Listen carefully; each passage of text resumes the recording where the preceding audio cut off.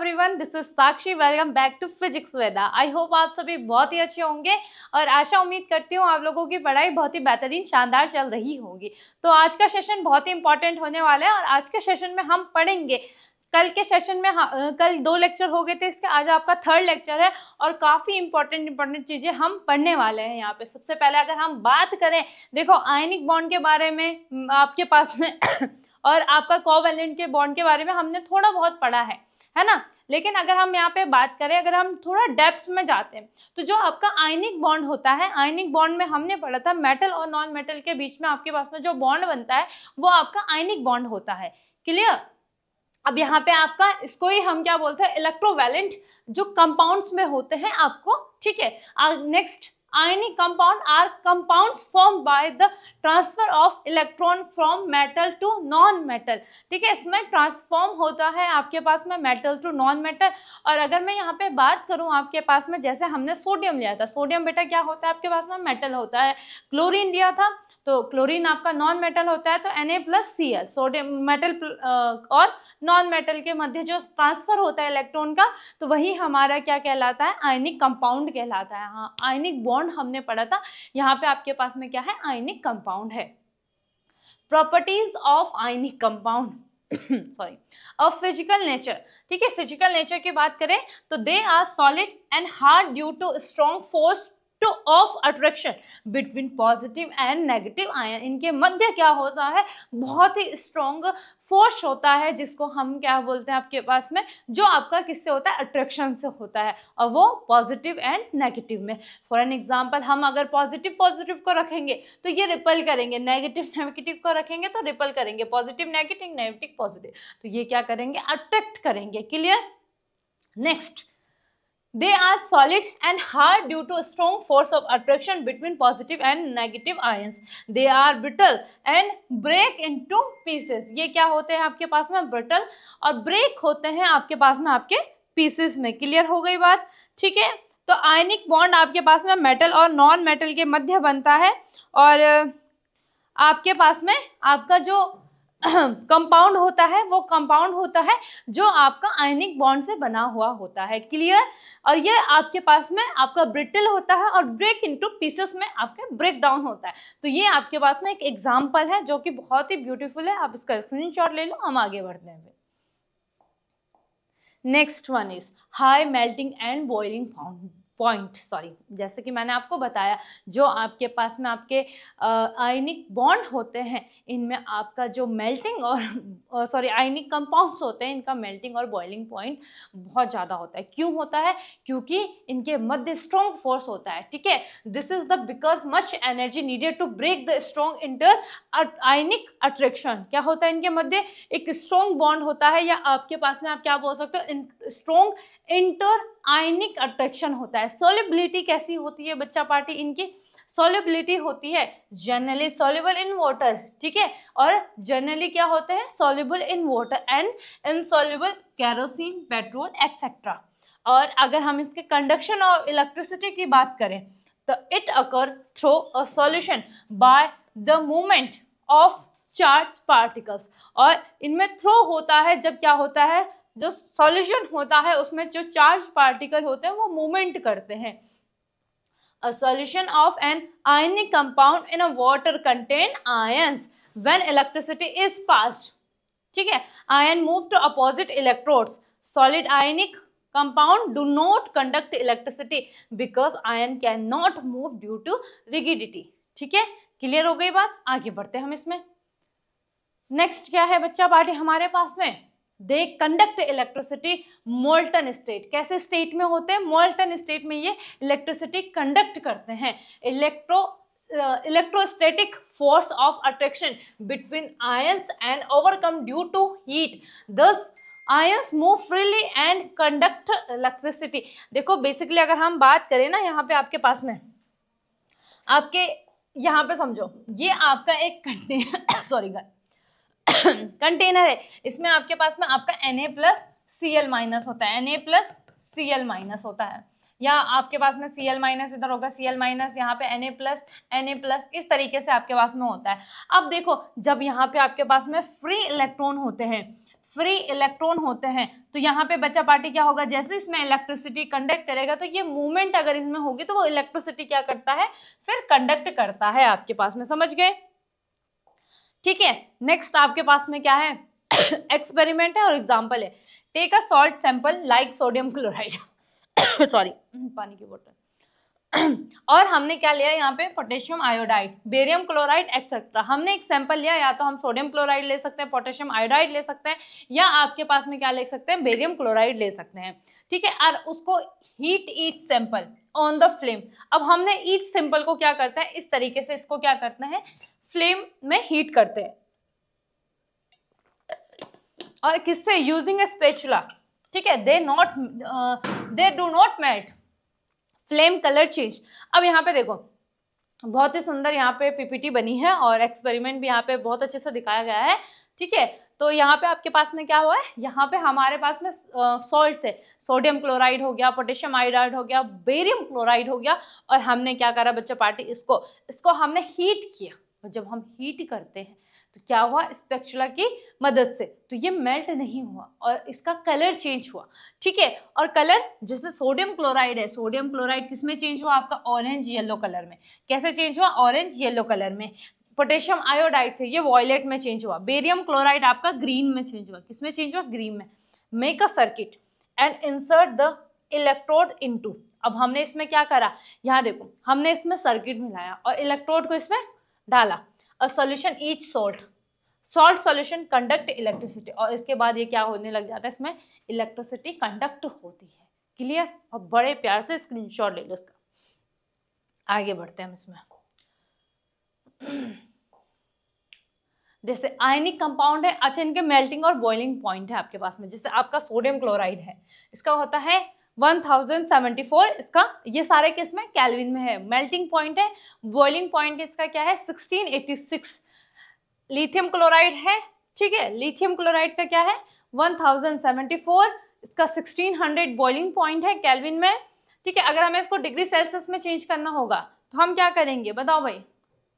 अगर हमारे पास में डिग्री सेल्सियस होगा तो हम क्या करेंगे, तो इसको हम देखो, आपके पास में 0 degree Celsius is equal to होता है 273 केल्विन। क्लियर? नेक्स्ट आप क्या अच्छा एक सेकंड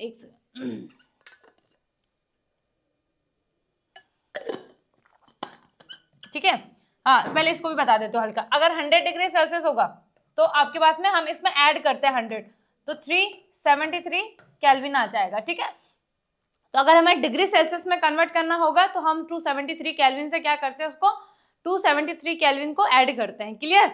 तो हम कैल्शियम क्लोराइड है, कैल्शियम क्लोराइड का कितना है, 1045। बॉइलिंग पॉइंट कितना है इसका, 1900। कैल्शियम ऑक्साइड है, इसका कितना है, 2850। ठीक है, और बॉइलिंग पॉइंट क्या है इसका, 3120 है। नेक्स्ट मैग्नीशियम क्लोराइड 981 और 1685 इसका बॉइलिंग पॉइंट है। ठीक है, अकरेंस ऑफ मेटल्स क्या है, some metals like gold, silver, platinum etcetera are found in the free state. ये सारे ही मेटल्स क्या होते हैं, जैसे आपका सिल्वर हो गया, आपका गोल्ड हो गया, आपका प्लेटिनम हो गया, ये कैसे होते हैं बेटा, फ्री स्टेट होते हैं in the earth crust, because they are least reactive. ये होते हैं लीस्ट रिएक्टिव, बहुत कम रिएक्टिव होते हैं। Most metal are found as oxide, carbonate, sulphide, halide. और मोस्ट ऑफ द मेटल कैसे मिलते हैं हमें, सल्फाइड के फॉर्म में, कार्बोनेट्स के फॉर्म में, ऑक्साइड के फॉर्म में और हैलाइड के फॉर्म में। The earth crust in the major source of metal, जो अर्थ होता है उसका जो क्रस्ट होता है वो मेजर सोर्स ऑफ मेटल होता है। मतलब हम सबसे ज्यादा जो मेटल लेते हैं वो कहाँ से लेते हैं, अर्थ से लेते हैं। Metals are found in the free state और एज अ कंपाउंड। जो मेटल्स होते हैं इनको हमें तो फ्री स्टेट में हमें मिलते हैं, जैसे सिल्वर हो गया, गोल्ड हो गया, आपके पास में आपका प्लेटिनम हो गया। बाकी कैसे मिलते हैं हमें, कंपाउंड में ऑक्साइड के फॉर्म में, कार्बोनेट्स के फॉर्म में, सल्फाइड्स के फॉर्म में, हैलाइड्स के फॉर्म में। Sea water also contain soluble salt such as sodium chloride, magnesium chloride etc. जो सी वाटर होता है वो कंटेन करता है सॉल्युबल सॉल्ट को, जैसा सोडियम क्लोराइड और मैग्नीशियम क्लोराइड, ठीक है। The elements or compounds which occur naturally in the earth's crust are called minerals. जो हमें नेचुरली मिलते हैं उनको हम क्या बोलते हैं, मिनरल्स बोलते हैं। इंपॉर्टेंट है, the minerals that contain a very high percentage of particular आपके पास में metals are called ores, ठीक है, और भी ऑर्स बोलते हैं ना। the impurities present in the or like rock particles, sand particles, clay particles etc are called gang. क्या बोलते हैं इनको, गैंग बोलते हैं। क्लियर। हमारे पास में जो हमें नेचुरली एलिमेंट्स मिलते हैं उनको हम क्या बोलते हैं बेटा, उनको हम बोलते हैं मिनरल्स। और जो हमें कैसे मिलते हैं, जो मिनरल्स जिसमें बहुत ज्यादा मात्रा में एक ही आपके पास में मेटल हो उसको हम क्या बोलते हैं, और जो आपके पास में और होता है और उसमें अगर कोई इम्प्योरिटीज हो, जैसे आपका सैंड हो गया, मिट्टी हो गई, छोटे छोटे कण हो गए, उसको हम क्या बोलते हैं, उसको हम बोलते हैं gangue. Clear.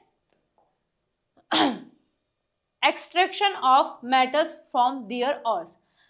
Metal are extracted from their ore three main step they are, तीन मेन स्टेप होते हैं। एक तो कंसंट्रेशन ऑफ द ऑर, ठीक है, in treatment of the ore next होता है reduction to the metal, refining, purification of the metal. तीन फॉर्म होती है, एक कंसंट्रेशन ऑफ और हो गया, रिडक्शन हो गया, रिफाइनिंग हो गया। नेक्स्ट कंसंट्रेशन ऑफ और is the removal of gang impurities. इसमें से हम क्या करते हैं, इम्प्योरिटीज को रिमूव करते हैं फ्रॉम द और बाय डिफरेंट मेथड। और इसमें से डिफरेंट मेथड होते हैं। कौन कौन से मेथड होते हैं, जैसे आपके पास में classification of metal based reactivity, ठीक है, based on their reactivity metals are three types. कौन कौन से होते हैं, मेटल्स ऑफ लो रिएक्टिविटी, जिसमें कि आपके पास में metals at the bottom of the activity series, they are found in the free state, जैसे गोल्ड, सिल्वर, प्लेटिनम, कॉपर हो गया।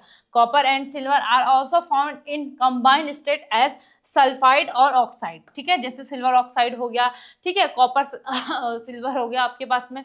ये कॉपर और सिल्वर कैसे होते हैं, ये ऑक्साइड के फॉर्म में और हमें सल्फाइड के फॉर्म में हमें मिलते हैं। मेटल्स आर मीडियम रिएक्टिविटी, जो मीडियम रिएक्टिविटी के होते हैं।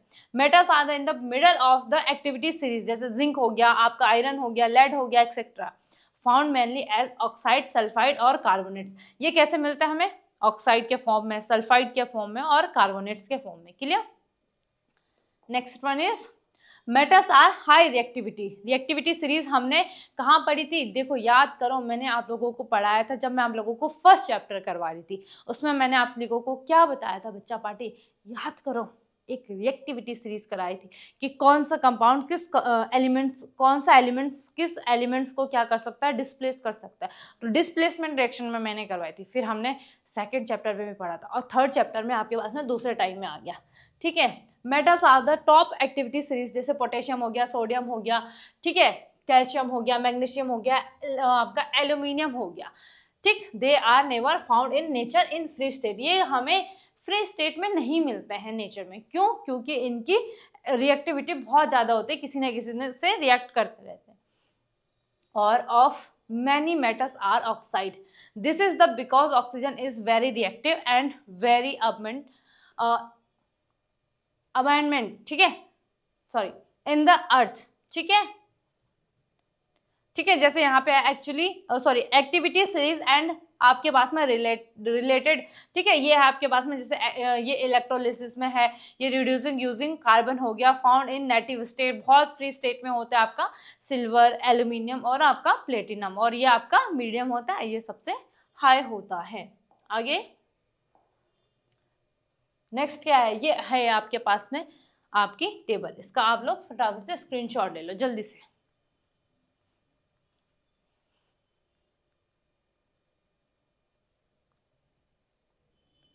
चलो भाई, फिर हम इसमें आगे बढ़ते हैं। तो देखो सबसे पहले और में आपके पास में मेटल हाई रिएक्टिविटी, ठीक है, फिर मीडियम, फिर आपके पास में लो वाला, ठीक। ये कैसे मिलते हैं, इनको हम इलेक्ट्रोलिसिस और मोल्टन और में मिलते हैं। देखो various step in the extraction of pure metal from और, हमें और से कैसे प्योर मेटल को एक्सट्रैक्ट करना है या निकालना है, प्रोसेस क्या क्या है आपके पास में। इलेक्ट्रोलिसिस ऑफ मोल्टन और प्योर मेटल हमें यहाँ पे फाइंड आउट होता है। नेक्स्ट आपके पास में कार्बोनेट में हो गया, आपका सल्फाइड में हो गया। कार्बोनेटेड में हम क्या करते हैं, कैल्सिनेशन करते हैं, और जो सल्फाइड वाले होते हैं उसमें रोस्टिंग करते हैं। नेक्स्ट वाला oxide of a metal, reduction of a metal हो गया। Next metals of low reactivity, sulphide हो गया, रोस्टिंग मेटल, और फिर हम उसको क्या करते हैं, रिफाइनिंग करते हैं। आगे sometimes reactive metals like sodium, calcium, aluminium are used as a reducing agent। कैसे यूज करते हैं, reducing agent to obtain metal from their oxide। और इसको हम किसको प्राप्त करने के लिए, जो मेटल्स होते हैं उनको ऑक्साइड से प्राप्त करने के लिए हम इनको कैसे यूज करते हैं, रिड्यूसिंग एजेंट के रूप में यूज करते हैं। Example sorry, reduction of a magnesium oxide, जैसे यहाँ पे एग्जाम्पल है आपके पास में, रिडक्शन करा हमने किसका, मैग्नीशियम ऑक्साइड का। ठीक है, तो magnesium is obtained from magnesium oxide, जिसका sorry manganese dioxide, magnesium नहीं मैग्नीज है, ये मैग्नीज है आपके पास में, मैग्नीशियम मैग्नीज अलग अलग है। मैग्नीशियम Mg होता है, मैग्नीज Mn होता है। Reduction of manganese oxide, manganese is obtained from manganese dioxide, जिसका फॉर्मूला क्या होता है, MnO2, using aluminium as a reducing agent. इसको हम एल्यूमिनियम को एज अ रिड्यूसिंग एजेंट वो करते हैं ताकि हम मैग्नीज को वहां से क्या करें, बाहर निकाल पाए। तो इसमें आपके पास में रिएक्शन है मैग्नीज ऑक्साइड, ठीक है, manganese dioxide plus 4 aluminium react करता है, और ये क्या बनाता है आपके पास में, aluminium oxide plus heat other product में निकलती है, और यहाँ पे आपका हमें मेटल मैग्नीज फाइंड आउट हम यहाँ पे कर पाते हैं। नेक्स्ट टर्मिट रिएक्शन, ठीक है, the reaction between metal oxide and aluminium is highly exothermic, metals are obtained in the molten state, such reaction are called thermite reactions. Example है आपके पास में thermite reaction of iron oxide में, the reaction between iron oxide and aluminium product molten iron, chemical reaction दे रखी है, इसको हम करते हैं खुद से, है ना। ठीक है, तो ये आपके पास में Fe2O3, और यहाँ पे आपके पास में प्लस आपका क्या आ जाएगा, आपका क्या ले रहे थे हम यहाँ पे, एल्यूमिनियम ले रहे थे, तो same as it is Al2O3, और यहाँ पे आपका क्या आ जाएगा, Fe आ जाएगा, बैलेंस करेंगे हम इसको बाकी। ठीक है, तो ये रिएक्शंस थी आपके पास में।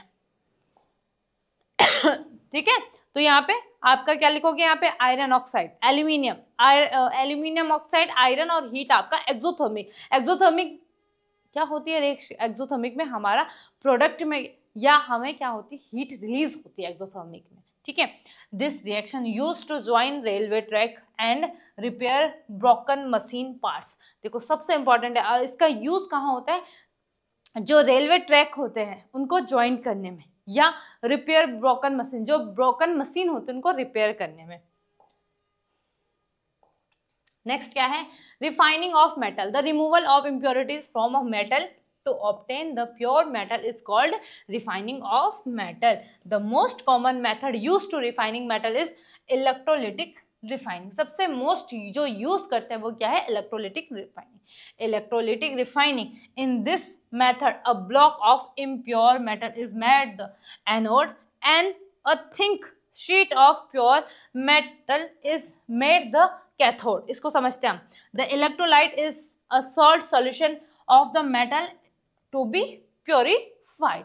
ठीक है, अब इसमें क्या बोला है कि ये मेथड में हमारे पास में क्या होता है कि block of impure metals is made the anode, इससे हम किसको बनाते हैं, किससे बनाते हैं, एनोड से, और एक थिन शीट होती है जिसको हम किससे बनाते हैं, कैथोड से। द इलेक्ट्रोलाइट, अब इलेक्ट्रोलाइट हम उसमें क्या करते हैं, वो करते हैं, फिर उसके बाद में आपका जो सॉल्ट सोल्यूशन होता है वो हमारा मेटल के फॉर्म में of the metal to be purified यहाँ पे होता है, इसको करते हैं, इसको समझते हैं हम। ठीक है, electrolyte refining of copper, block of impure copper is made anode, a thin sheet pure copper is made the cathode.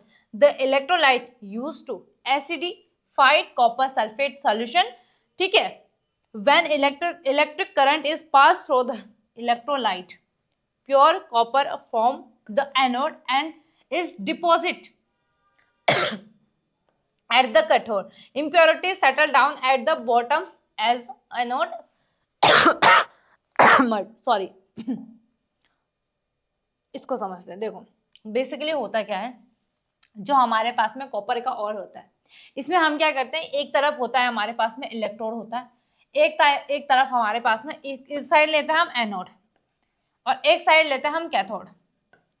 और जब हम इसमें इलेक्ट्रिसिटी जनरेट करते हैं, ठीक है, तो बेसिकली होता क्या है, जो हमारे पास में सॉल्यूशन होता है, ठीक है, जो हमारे पास में क्या होता है बच्चा पार्टी, सॉल्यूशन होता है, तो उससे हमारा जो कॉपर होता है वो कॉपर कहाँ टिक जाता है, एनोड में टिक जाता है। ठीक है, यही तो आपके पास में बोला है, आपका जो प्योर आपका कॉपर होता है वो हम किससे बनाते हैं, एनोड में, और आपका जो कैथोड होता है उसमें क्या आ जाती है, आपके impurities as a impurities settle down as a bottom as anode mud में। ठीक है, मतलब हमारे पास में जो कॉपर है, ठीक है, जो हमारा कॉपर है, यहाँ पे हमारे पास में कॉपर है और इसमें इम्प्योरिटीज है, इसको हमने सॉल्यूशन में डाला, सॉल्ट सॉल्यूशन था ये। ठीक है, अब इसमें हुआ क्या, आपके पास में ये आपका एनोड है, ये आपका कैथोड है। ठीक है, जब हमने इसमें इलेक्ट्रिसिटी जनरेट करी तो बेसिकली यहाँ पे हुआ क्या, आपके पास में जो आपका एनोड था, ठीक, और ये आपका कैथोड है, इम्प्योरिटीज कहाँ चली जाती है, एनोड में, इम्प्योरिटीज कहाँ जाती है, एनोड में, और जो आपका प्योर सब्सटेंस था, मेटल था, वो कहाँ चली जाती है, कैथोड में, कॉपर में। ठीक है, समझ गए, आगे बढ़ते हैं। Interment of ores, the process of removal unwanted material from the ore is known आपके पास में as a concentrated decreasing dressing हो गया, या आपके पास में बेनिफिक्शन ऑफ और इट इन्वॉल्व्स सेवरल स्टेप्स, ये बहुत सारे स्टेप्स में आपके पास में होती है। The separation of the required material from the ore depends on the difference in physical properties of the compound of the metal present and that of the gangue. Gangue is the unwanted material which is the part of mineral. The only useful material is the ore. Gangue is removed from the mineral from the आपके पास में extraction of ore.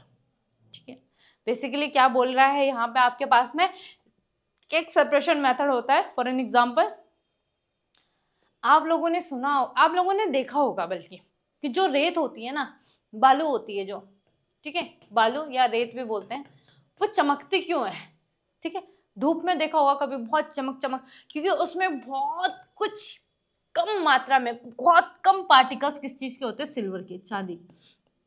अब आप बोलो कि फिर हम क्यों सारे रेत को इकट्ठा करके हम चांदी को निकाल लें वहां से और अमीर बन जाएंगे हम तो, लेकिन इसमें जो प्रोसेस होता है उसमें बहुत ही कम होता है। अगर हम वहां से चांदी निकालेंगे ना तो हम लॉस में चले जाएंगे, हमको चांदी उतनी मिलेगी नहीं जितना हमने उस पर गवाया हो। फॉर एन एग्जाम्पल, एक और जगह है, आप लोगों ने देखा, मुझे ध्यान नहीं आ रहा है अभी, सोना निकालते हैं, ठीक है, तो अब जब यहाँ से फॉर एन एग्जाम्पल यहाँ से सोना आ रहा है, इस रिवर से सोना मिल रहा है हमें, ठीक है, अब यहाँ पे एक बंदा आदमी बैठा है, ठीक, ये यहाँ से सोना निकाल रहा है, अब ये 1 महीने तक पूरा काम करता है और यहाँ से इसको मिलता है केवल मात्र 1 महीने काम करके इसको मिल रहा है 0.5 ग्राम सोना। ठीक है, और अगर हम अभी की बात करें, 0.5 ग्राम सोना इसको मिल रहा है, ठीक है, ये ज्यादा ही मिल रहा होगा, इतना भी नहीं मिलेगा वैसे, ठीक है, या हम इसको किस में लेते हैं, 0.1 ग्राम ले लेते हैं, 0.1 बोल रही हूँ मैं, 0.1 ग्राम मिल रहा है। और अभी सिल्वर क्या गोल्ड क्या चल रहा है, 1 लाख के आसपास चल रहा है, 1 लाख 10 ग्राम में, 10 ग्राम में चल रहा है ना 1 लाख। ठीक है, अब इसको अगर ये जो सोना मिल रहा है इस टाइम पे इसकी वैल्यू है वो 10K है, 10K 0.1 ग्राम का 10K है, मतलब वो पूरा महीने बैठा रहेगा इसमें, और इसका केवल, चलो अगर ये अकेले का होगा तब तो ठीक है, तब तो ठीक है यार, 10,000 कमा रहा है वो, लेकिन भाई इसने यहाँ पे मशीन भी लगा रखी होगी, उस मशीन की कीमत अलग से निकालनी होगी, जिसके लिए काम कर रहा होगा वो खुद कमाएगा, तो वो क्या हो जाता है, ये जो पूरा प्रोसेस हो जाता है ये बहुत कॉस्टली पड़ जाता है। इसीलिए बहुत, जब अगर ज्यादा मात्रा में आपके पास में क्या हो, गोल्ड या सिल्वर हो या कोई सा भी मेटल हो, तभी वो उसको क्या किया जाता है, इम्प्योरिटीज उससे हटाई जाती है, अदरवाइज उस पर नहीं छेड़ा जाता है। ठीक है, different process procedure from the concentration of ores, जिसमें आपके पास में क्या है, हाइड्रोलिक वॉशिंग है, मैग्नेटिक सेपरेशन है। जैसे मैग्नेटिक में हम किस में करेंगे, जो मैग्नेट जो चुंबक से अट्रैक्ट करेगा, मैग्नेट से अट्रैक्ट करेगा, जैसे लोहा हो गया है ना, उसी में तो हम मैग्नेटिक सेपरेशन करेंगे। आपके पास में फ्लोटेशन हो गया, प्रोसेस हो गया, केमिकल्स ऑफ, आपके पास में फ्लोटेशन सॉरी दोस्तों, बच्चों, मेरे को अभी थोड़ा सा मेरी टंग स्लिप हो रही है इसमें, ठीक है। लीचिंग हो गई आपके पास में। कॉरिजन नेक्स्ट है आपके पास में, कॉरिजन इज अच्छा, इसमें भी है हमारा, ठीक है। तो ये प्रोसेस होता है आपके पास में बहुत सारे, जिससे हम क्या कर सकते हैं, कंसंट्रेशन ऑफ ऑर्स आपके पास में, हम इसमें डिफरेंट प्रोसीजर है आपके पास में जो कि आपका, ठीक है। तो आपके पास में जो मैग्नेटिक होगा वो किस में होगा, जो मैग्नेट से अट्रैक्ट करेगा, ठीक है। आपके पास में डिफरेंट डिफरेंट होता है, लीचिंग होती है, ठीक है। ये सब आपने देखा भी होगा, थोड़ा बहुत पढ़ा भी होगा। तो वैसे ये इतना ज्यादा डेप्थ में इसको पूछेगा नहीं है, फिर भी एक बार इसको थोड़ा सा देख लेना आप लोग, ठीक है। अब हम इसमें आगे जाते हैं, आगे है आपके पास में कोरोजन, और ये बहुत इंपॉर्टेंट होने वाला है क्योंकि 11th क्लास में भी है।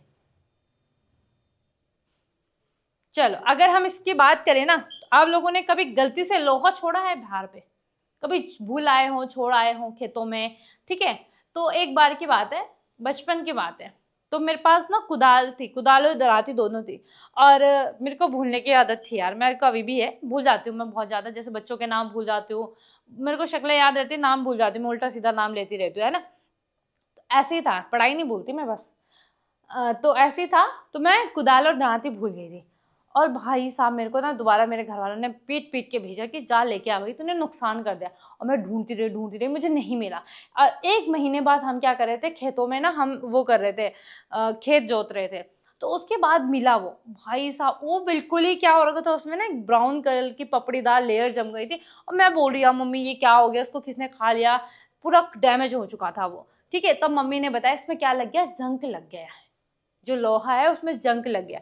तो वही आपके पास में होता है कि ये क्या होता है, जो मेटल्स होते हैं ये एयर के प्रेजेंस में, इसमें जो नमी होती है उनकी प्रेजेंस में, सूर्य की प्रेजेंस में क्या करते हैं, रिएक्शंस करते हैं, ठीक है।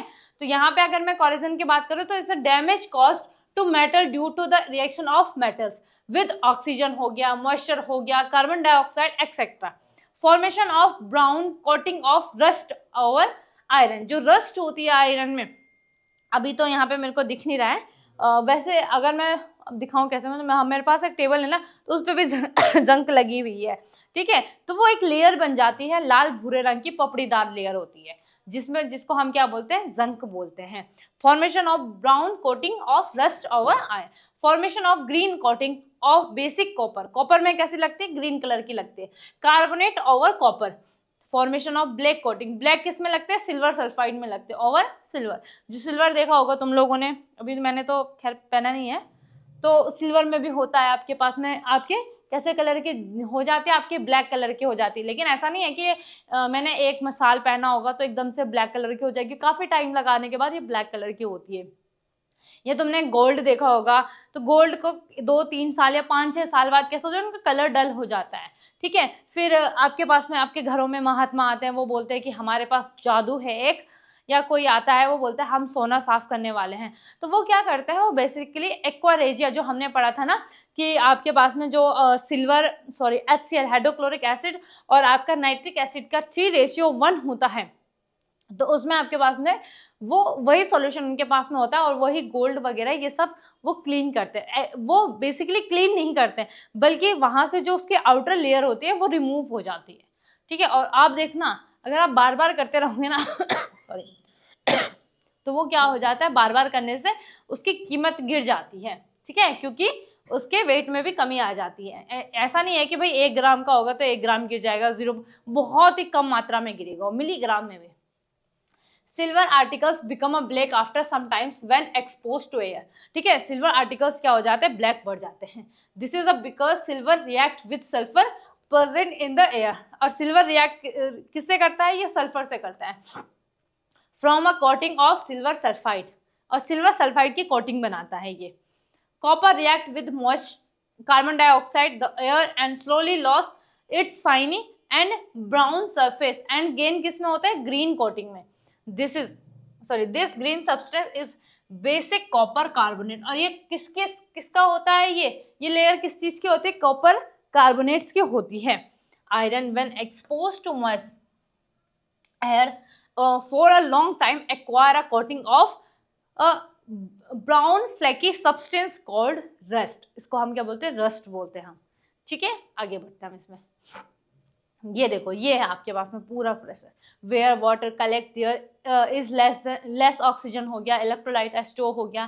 ठीक है, rust in the weakening of iron due to oxidation its atoms otherwise known as electrochemical corrosion.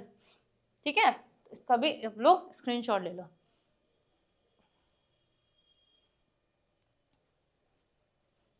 चलो फिर हम आगे बढ़े इसमें।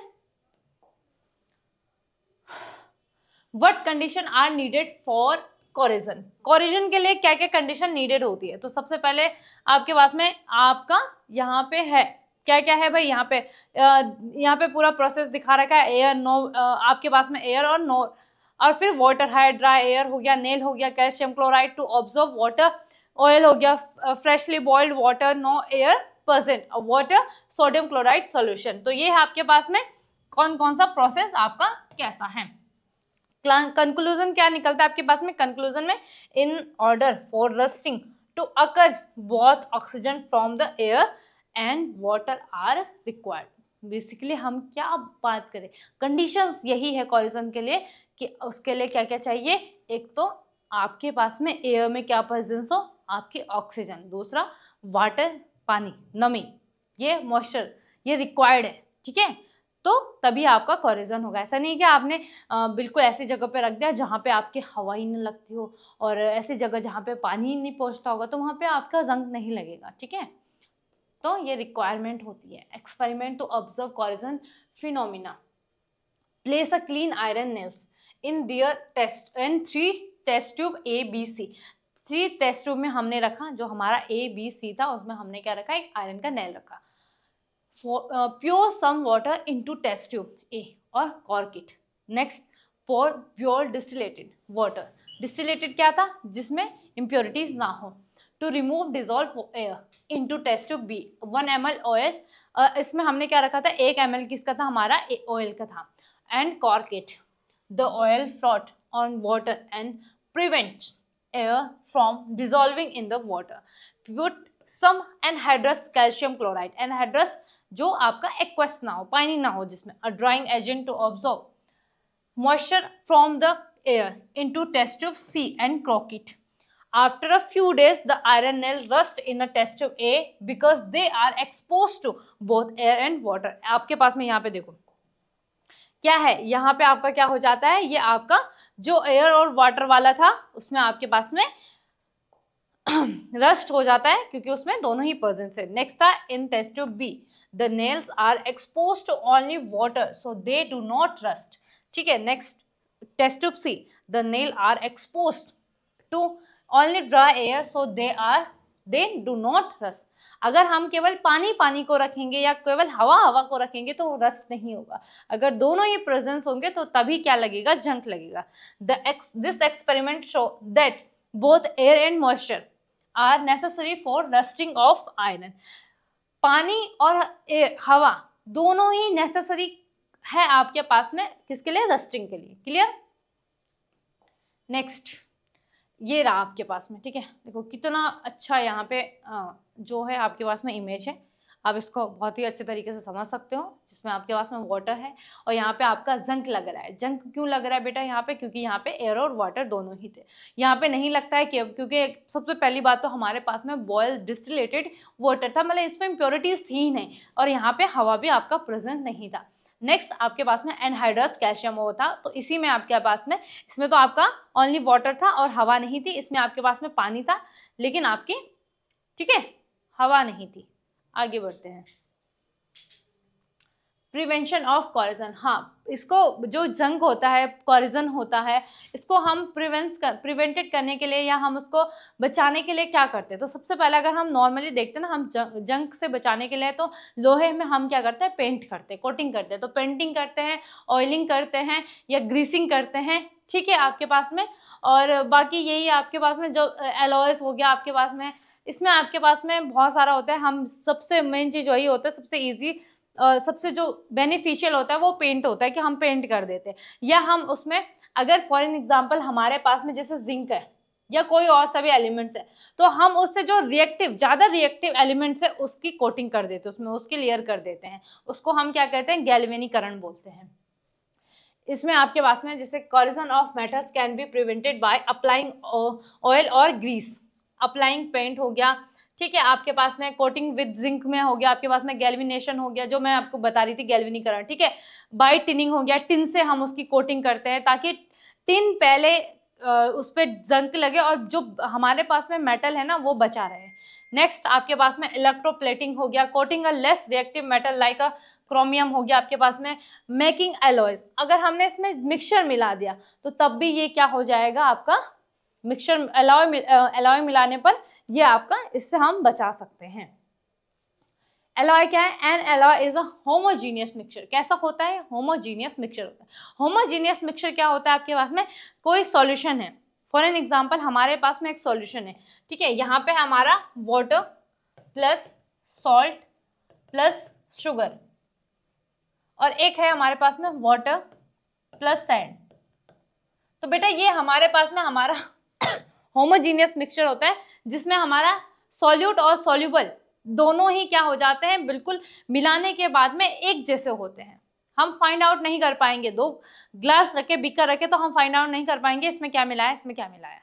लेकिन अगर हमें क्या मिल गई, एक एक बोतल मिल गई जिसमें पानी और जिसमें आपका क्या है, वाटर एंड सैंड है, तो हम आराम से बता सकते हैं इसमें क्या क्या है, ठीक है। तो ये होता है आपके पास में होमोजीनियस, और ये होता है आपके पास में हेट्रोजीनियस, सॉरी होमोजीनस और हेट्रोजीनस, समझ गए, ठीक है।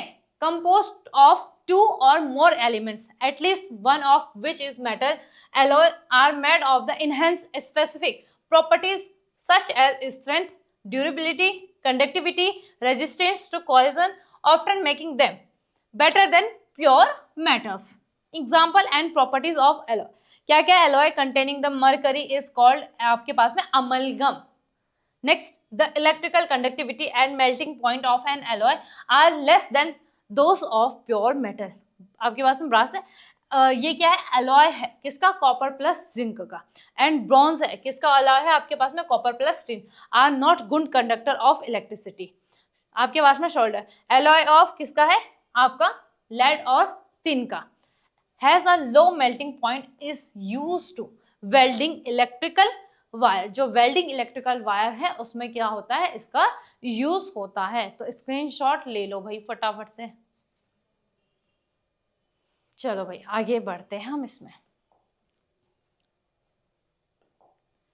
नेक्स्ट ये है आपके पास में कंपोजिशन है आपका 90% कॉपर, 10% टिन, ब्रॉन्ज का हो गया। Properties hard and strong, doesn't आपके पास में corrode, easily has shiny surface हो गया, टू बिल्ड आपके पास में स्टेचू एंड मोमेंटम्स हो गया, आपके पास में सॉरी मोन्यूमेंट्स हो गए, आपके पास में थोड़ा सा जल्दबाजी में पढ़ने पर ना ऐसे हो जाता है कभी कभी।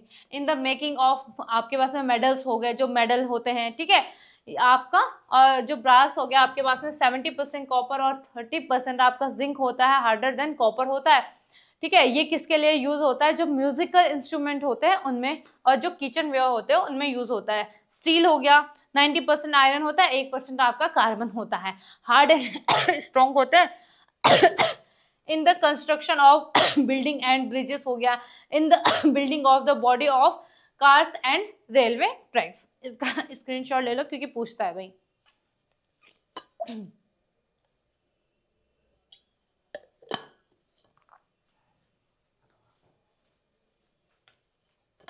चलो आगे बढ़ते हैं हम, बस खत्म ही होने वाला है आपके पास में।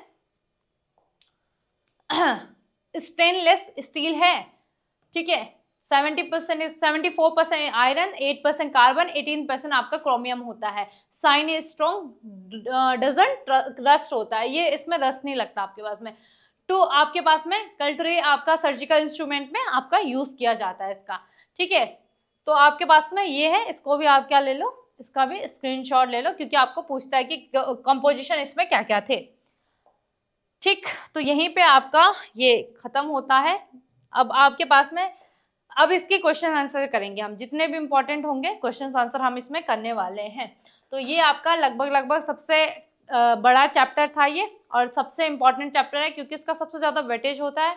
तो एक तो आप लोगों ने अच्छे से पढ़ना है, और कल हम इसको मिलेंगे आपके कल हम इसके क्वेश्चन आंसर करने वाले हैं, इंपॉर्टेंट जो भी होंगे। और दूसरी चीज, आपके पास में आप लोगों ने जितना मैंने पढ़ाया, फर्स्ट चैप्टर हो गया, सेकंड चैप्टर हो गया, थर्ड चैप्टर हो गया, सबको अच्छे से पढ़ना है। और नेक्स्ट चैप्टर आपका मोस्ट इंपॉर्टेंट होने वाला है, क्योंकि बच्चे क्या करते हैं, बहुत बार ऐसे करते हैं, वो सही से पढ़ते नहीं और फिर उन्हें दिक्कत आती है 11th-12th में, जब उनके बेसिक्स क्लियर नहीं होते। फिर हमें भी दिक्कत आती है बच्चों को समझाने में, पढ़ाने में, ठीक है। तो हमें तो इतनी दिक्कत नहीं आती जितने बच्चे को आती, क्योंकि भाई तुम्हारे अलावा जो दूसरा बच्चा होता है वो बिल्कुल अच्छे से पढ़ के आया है, तो उसको तो सारी चीजें समझ में आती हैं, लेकिन तुम नहीं समझ पाओगे कि क्या चल रहा है। फिर हमें लगता है, हम स्टार्टिंग में हमारे अंदर जो जोश होता है ना साइंस लेने की, 11th क्लास की बात कर रही हूँ, वो धीरे धीरे एकदम मर जाता है, और हमें फिर ना पछतावा होता है। पछतावा क्यों होता है भाई? क्या 11th सच में टफ है? नहीं, हमें इसलिए पछतावा होता है क्योंकि हम उसको बहुत लाइटली लेते हैं और पढ़ते नहीं हैं। तो आप अच्छे से पढ़ते रहिए, ठीक है, मेहनत करते रहिए, और आपके 100% अगर आपने अच्छे से पढ़ा है तो आपके बोर्ड में बहुत अच्छे नंबर आएंगे, और आपके नॉलेज जो है वो बढ़ती जाएगी, ठीक है। तो आज के लिए हम अभी इतना ही रखेंगे, मिलते हैं नेक्स्ट टॉपिक के साथ में, तब तक के लिए आप पढ़ाई करते रहिए।